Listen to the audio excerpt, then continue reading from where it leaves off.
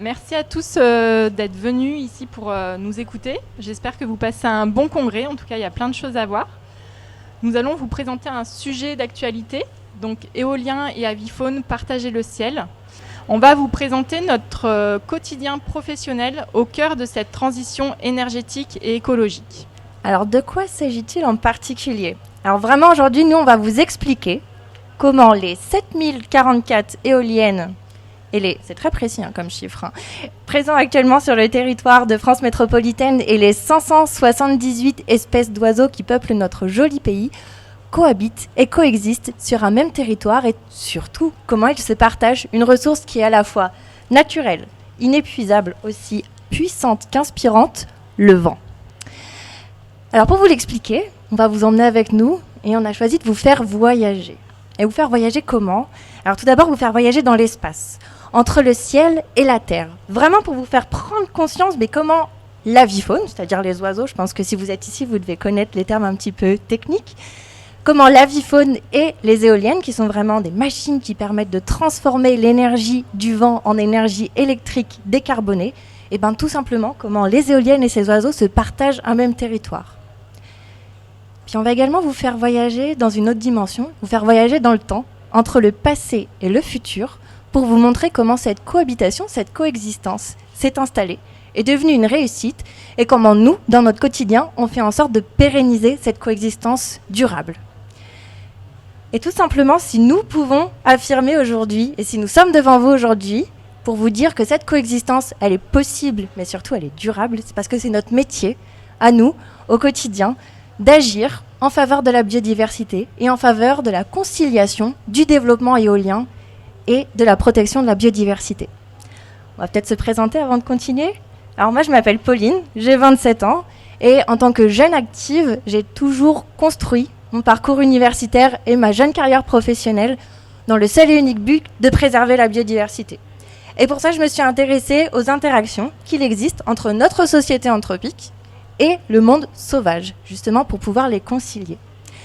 Et aujourd'hui, je travaille chez Engie France Renouvelable, qui est le leader des énergies vertes en France, actif dans les 5 technologies d'énergie renouvelable, 4 plutôt, éolien terrestre, solaire photovoltaïque, biogaz et énergie hydraulique, à travers ces 5 entités opérationnelles, et qui agissent au quotidien pour favoriser et pour utiliser durablement les ressources locales des communes. Et pour ma part, donc Maëlys, moi j'ai toujours été passionnée par ce livre ouvert et infini que représente la nature. Mon ambition professionnelle était de concilier activité humaine industrielle à la préservation de la biodiversité, et ça depuis toute petite. Et j'ai trouvé ma voie en tant qu'ingénieur écologue, peut-être des nouveaux métiers dans tous les cas. Et c'est au sein de la Compagnie nationale du Rhône, producteur d'énergie renouvelable au cœur des territoires, que je m'épanouis dans cette transition énergétique et écologique. Donc vous l'aurez donc compris que nos métiers au quotidien cherchent à trouver des solutions pour concilier éolien et avifaune. Et c'est notamment à ce voyage que nous vous proposons par la suite de faire une transition entre le ciel et la terre pour mieux appréhender les éléments et particulièrement le vent. Bon, alors j'espère que vous êtes bien avec nous. On va commencer notre voyage. Déjà les 2 pieds sur terre et la tête dans les nuages. Alors je vais vous demander un peu de jouer le jeu. On est au sein des espaces Génération Nature. On n'est pas dehors, mais je vais vous demander à tous de fermer les yeux. De fermer les yeux et de vous imaginer dans une prairie, allongée sur le sol, du coup les 2 pieds sur terre. Et je vais vous demander de laisser tranquillement votre esprit divaguer dans cette immense étendue bleue qu'est le ciel. Alors le ciel qui est à la fois le terrain de jeu des oiseaux bien évidemment, le terrain d'expression des nuages, mais qui est aussi le lieu d'origination du vent.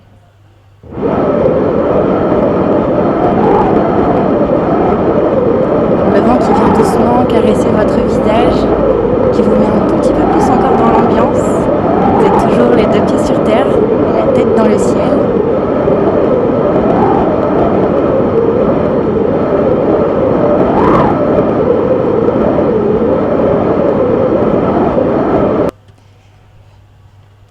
On va éteindre le son pour que vous puissiez m'entendre correctement, mais vous pouvez du coup progressivement rouvrir les yeux et garder en mémoire justement ce son du vent qui est venu vous caresser le visage. Parce qu'aujourd'hui, avec Maëlys, c'est vraiment sur cet aspect-là qu'on veut attirer votre attention, le vent. Le vent qui est une énergie qu'on caractérise parfois, ou en tout cas qui est dans notre imaginaire ou dans notre esprit très puissant, mais qui permet avant tout d'avoir un rôle très important dans la biodiversité, dans les écosystèmes. Le vent, il va en effet façonner les paysages, il va permettre à certains végétaux de se reproduire, il va également leur donner une forme. Les animaux vont s'adapter au vent et c'est également du coup le lieu, ou en tout cas l'élément qui permet à certains utilisateurs de pouvoir migrer, de pouvoir bouger et de pouvoir se déplacer. Maintenant que nous avons visualisé le vent, qui utilise le vent au quotidien ? Bien évidemment, les oiseaux. Saviez-vous que les oiseaux parcourent des milliers de kilomètres grâce au vent pendant toute leur vie ? Ils évitent nos froids d'hiver qui ne sont plus encore si froids, ce qui change notamment, pour aller vers le sud, pour ensuite passer un hiver au niveau de l'Afrique du Nord particulièrement. Et ensuite, une fois l'hiver passé, ils remontent, notamment par ces couloirs de migration qui sont visuellement tracés sur la carte, pour revenir parfois dans le même nid se reproduire. Et le couloir rhodanien, donc la vallée du Rhône, est notamment un axe majeur pour cet axe de migration. Le vent leur permet notamment la voltige, la chasse et la séduction. Pendant toute leur vie, ils ont besoin de ce vent et cherchent un équilibre permanent entre équilibre énergétique, envergure et leur poids. Et c'est notamment à travers les spécificités de chacun, de chaque espèce, que par exemple les rapaces vont être des planeurs de haut vol. Les étourneaux, eux, vont voler de manière synchronisée, en groupe, alors que les passereaux, eux, vont avoir des vols plutôt onduleux et rapides. Chacun a leur spécificité, mais tous ont besoin du vent. Et c'est une évidence que nous, les hommes, devons respecter, et c'est pour cela d'ailleurs que les réglementations en leur faveur ont évolué au fil du temps. Alors c'est pas pour rien si Maëlys elle vous parle des réglementations. C'est vrai que l'homme au fil du temps a toujours cherché à protéger les oiseaux, que ce soit d'une manière ou d'une autre, et de le protéger surtout avec des acteurs différents sur le territoire qui dépassent également nos frontières françaises et qui vont s'éloigner, ou en tout cas que vous pouvez trouver au niveau de l'Union européenne. Le but, c'est pas que je vous donne une liste exhaustive de tous les acteurs qui cherchent à protéger les oiseaux. Je pense que vous êtes au bon endroit pour aller les rencontrer vous-même au sein des espaces Génération Nature, mais aussi de l'autre côté au hall des expositions. Mais pour vous en donner quelques exemples, alors c'est vrai que la France, elle s'est dotée, en tout cas sous la houlette de l'Union européenne, d'une protection des oiseaux sauvages en particulier, et de leurs habitats. Et ça, elles l'ont inscrit dans leur texte législatif.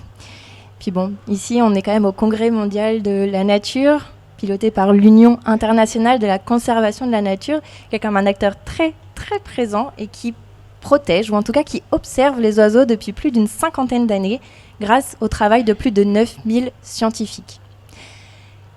Et un dernier exemple que je vais vous donner, c'est aussi le Parlement européen qui a instauré en 2009 une directive oiseaux, qui a pour objectif de protéger les oiseaux et leur habitat naturel. Et au final, ce cadre réglementaire, il est important. Ces stratégies nationales, elles sont importantes aussi parce qu'elles permettent certes de protéger, mais elles permettent aussi de régir et de donner un cadre aux autres utilisateurs du vent. Et quels sont les autres utilisateurs du vent ? Bien évidemment, depuis longtemps, l'homme. L'homme a toujours utilisé la force du vent, notamment avec ses bateaux à voile pour se déplacer, avec ses moulins à vent pour irriguer ou moudre des grains. Et comme le montre également la vidéo, toutes les activités aéronautiques également doivent veiller à ces transitions, ces migrations des oiseaux. Vous voyez, il y a aussi toutes les activités humaines qui sont amenées à partager des sols avec les oiseaux.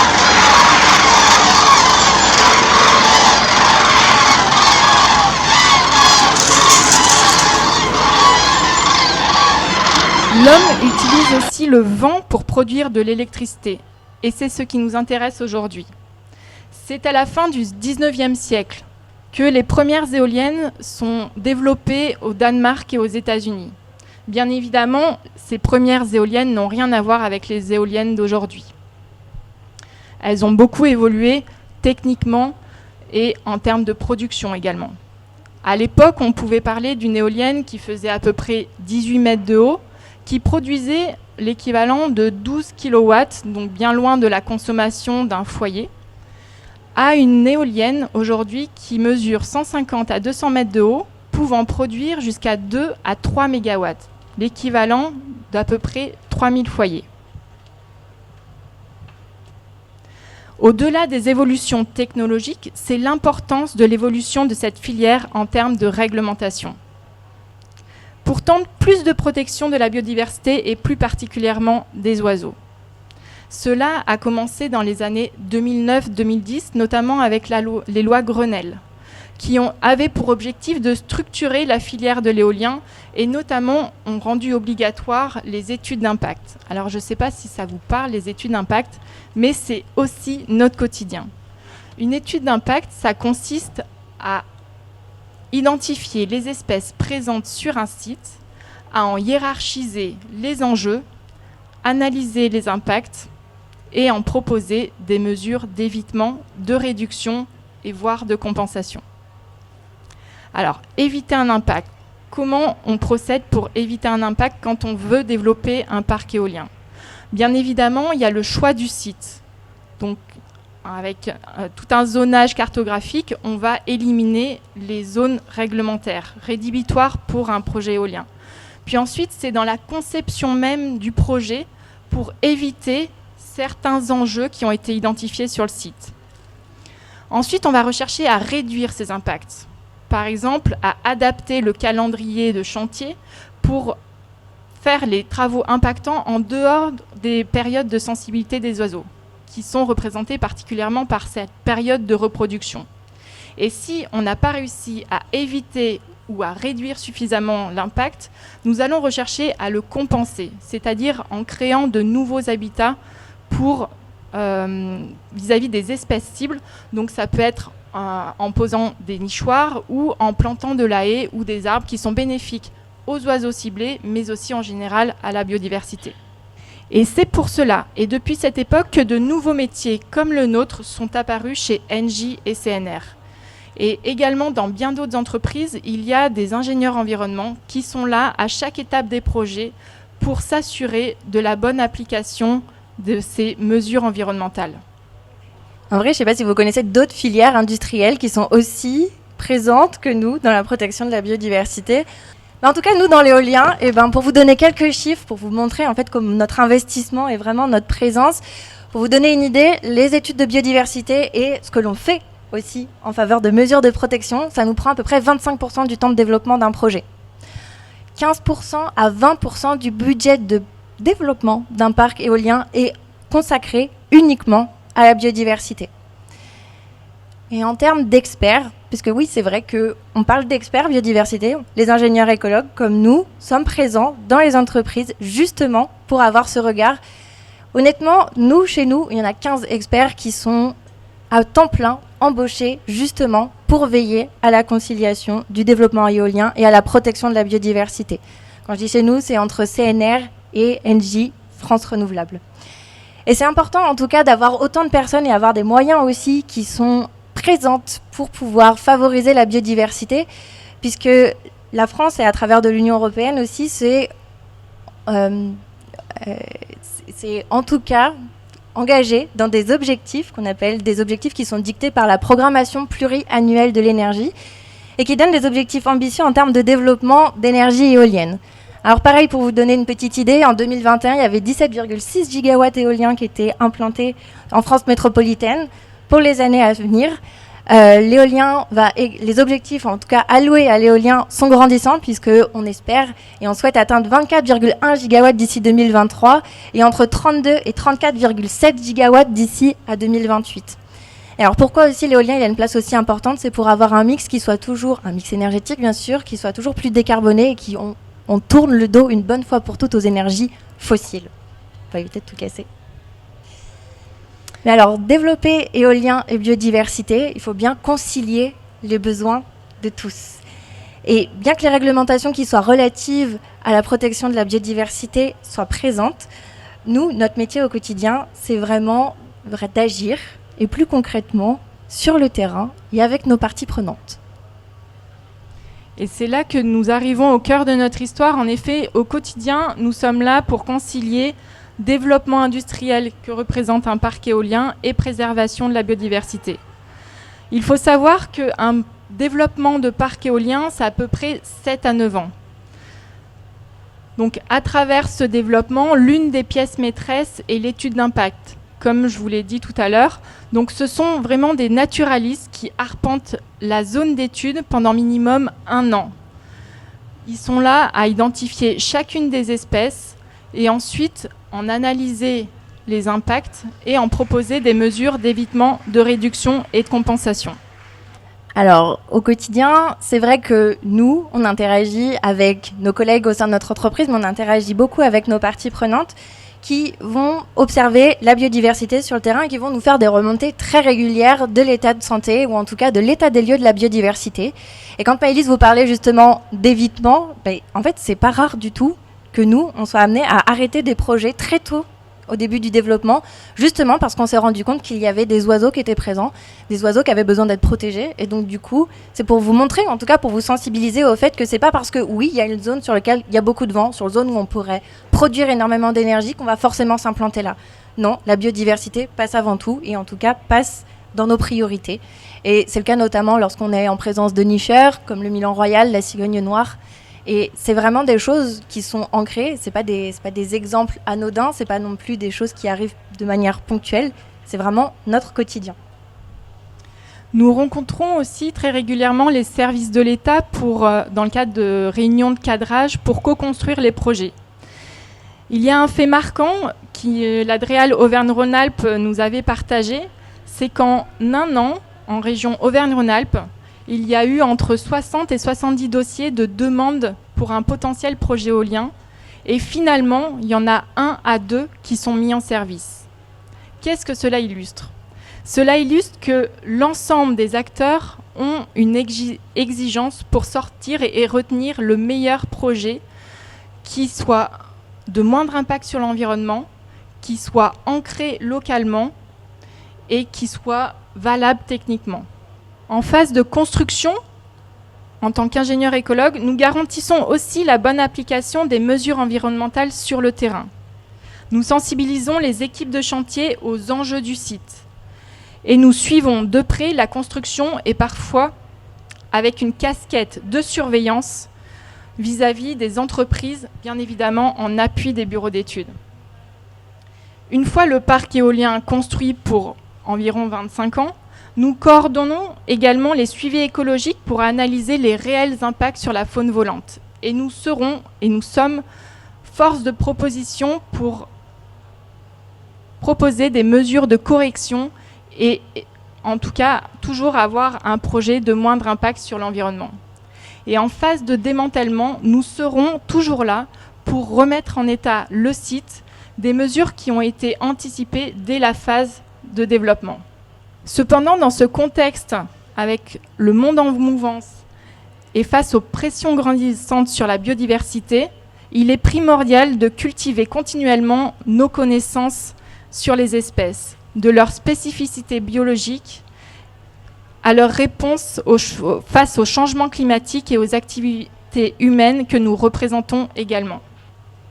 Nous avons eu envie de vous raconter les avancées technologiques récentes, les marges de progression, mais surtout les solutions innovantes qui existent pour toujours aller vers une meilleure protection de la nature et de la biodiversité.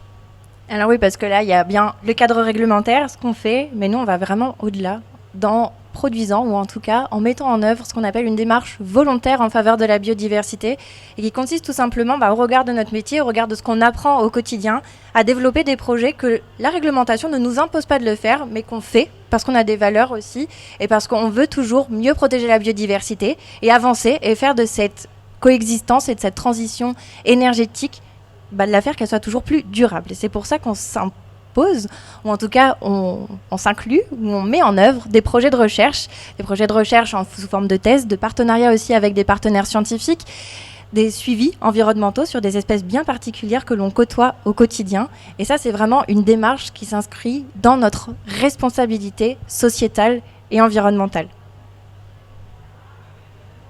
Et saviez-vous que dans le monde de l'éolien, il existe des dispositifs de détection des oiseaux en temps réel et qui permettent d'arrêter les éoliennes selon le risque de collision. En effet, grâce à des caméras fixées sur les mâts des éoliennes et à un ordinateur qui donne un ordre de bridage, on est en capacité d'arrêter les éoliennes pour éviter ce risque de collision. Nous vous proposons de voir une petite vidéo pour l'illustrer.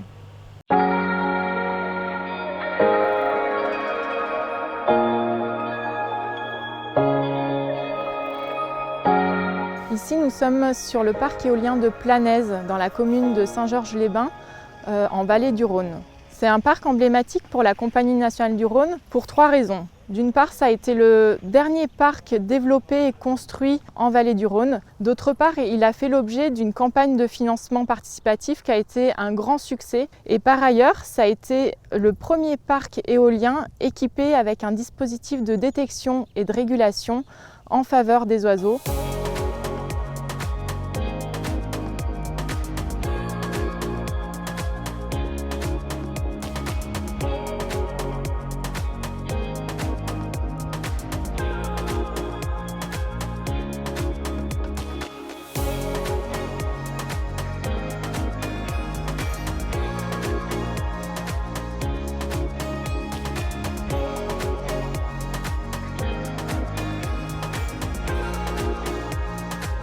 Le principe du système, c'est qu'on a les images des caméras en temps réel. Là, on a un exemple d'image qui a été enregistré lors des essais de drone de ce matin. En fait, en continu, le système fait des ronds blancs sur tout ce qu'il estime pouvoir être des oiseaux. Et quand le réseau de neurones estime que c'est un oiseau, il fait un cercle rouge autour. Et on voit l'éolienne qui s'arrête. Et on essaie aussi d'améliorer le système dans ce sens-là. En fait, les réseaux de neurones qui sont derrière sont constamment en train d'apprendre. On leur donne constamment de l'information pour que les marges d'erreur soient de plus en plus faibles.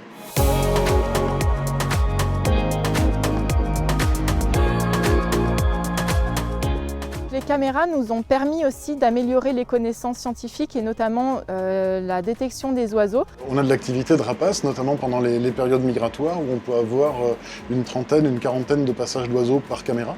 Le système voit a priori 6 fois plus d'oiseaux qu'un ornithologue qui est au pied de l'éolienne qui essaie de surveiller ce qui se passe.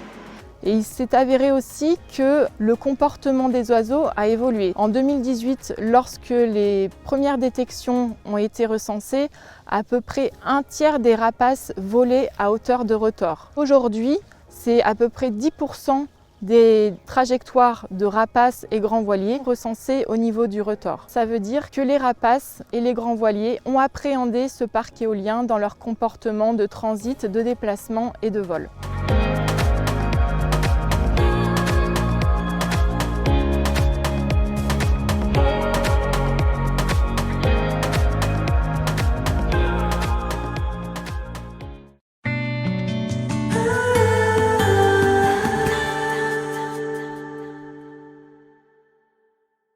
Donc cette vidéo en effet nous montre qu'avec des experts et des scientifiques, nous trouvons des solutions pour partager le ciel, le vent entre l'éolien et les oiseaux. Et c'est à ce prix-là que nous réussirons également la transition environnementale et énergétique qui est en marche. Cependant, face à la nature, il s'agit de rester humble, bien évidemment. Nous ne savons pas tout sur tout.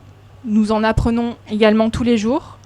Le monde vivant change et ne saura s'adapter aux activités humaines. Donc c'est à nous, en tant qu'humains, de nous adapter et de trouver des solutions, comme le montrent ces nouveaux dispositifs, pour se partager également le ciel. Nous invitons aussi à vous interroger sur la société dans laquelle nous vivons. En effet, nous sommes producteurs d'énergie renouvelable, mais aujourd'hui, l'électricité, on a toujours besoin d'électricité de manière toujours plus, de manière constante. Une électricité considérée comme un acquis et même invisible. Nous voulons aussi vous faire partager que cette transition énergétique et écologique passe par la conscience de nos actes et nos consommations. Alors Maëlys disait à l'instant qu'il fallait rester humble vis-à-vis de la nature, du monde qui bouge, mais la nature, elle peut aussi nous inspirer. Et c'est vrai que c'est une vraie source d'inspiration pour des nouvelles idées, ou en tout cas pour toujours plus s'améliorer, en tout cas dans le monde de l'éolien.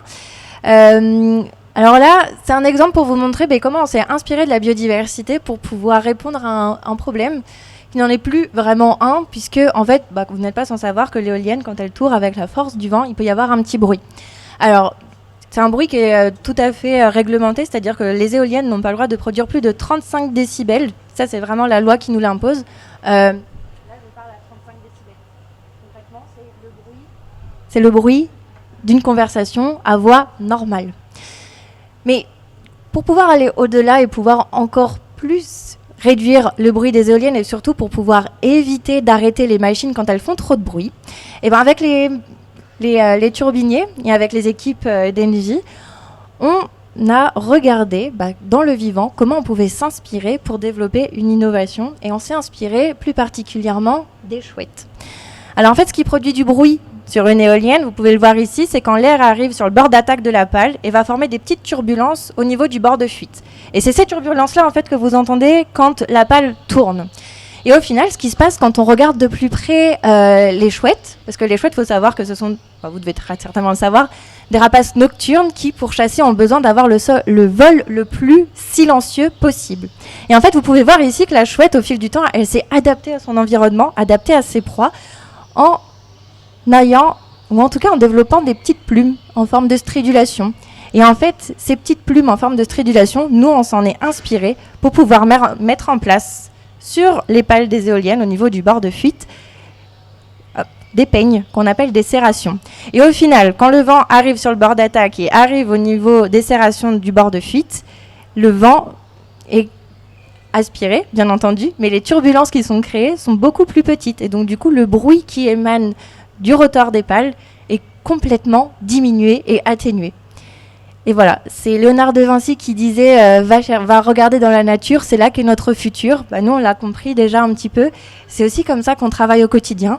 On a d'autres innovations bio-inspirées qui demandent qu'à être développées. En tout cas, ça, c'est un très bel exemple qui a été mis en place il y a déjà maintenant 5 ans et qui est devenu un standard chez les turbiniers et dans le monde de l'éolien.